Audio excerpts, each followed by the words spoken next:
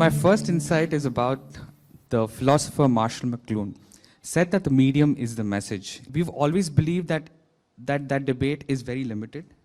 The medium is never the message. It's how you use the medium that is everything. Historically, the insight, I'll just sort of delve a little deeper into it. It's not the story. When TV was used as a medium for children's content back in the 50s and 60s, in primarily the US, because that was the market that had mass adoption of TV, it was universally panned. For the first 6-7 years, everyone said that content that's being put out here is just not relevant, just not meaningful.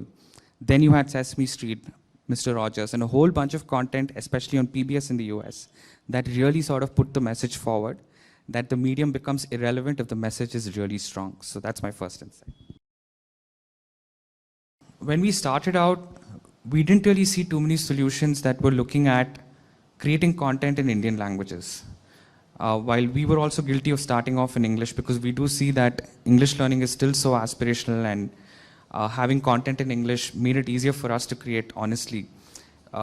When we started out, we were primarily in tier 1 towns, in big cities. Today, over 60% of our users come from tier 2, tier 3 towns and even villages, right? So creating content in local languages became something that was very important to us. And we've seen that when a child is able to enjoy a story or a rhyme in their mother tongue, it makes a whole world of a difference. The way they perceive the content, the way they connect with the content and have fun with the content is so much more powerful when it's in a context that a child is really familiar with. The other thing I think with context is also what Helen was talking about in terms of making learning thematic.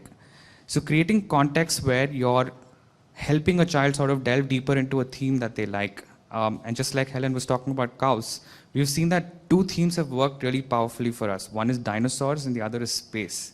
So creating rhymes, stories about dinosaurs, about space, and even in Hindi, Kannada, Tamil, Malayalam, Gujarati, that makes a huge world of a difference in terms of how children perceive the content and how they learn.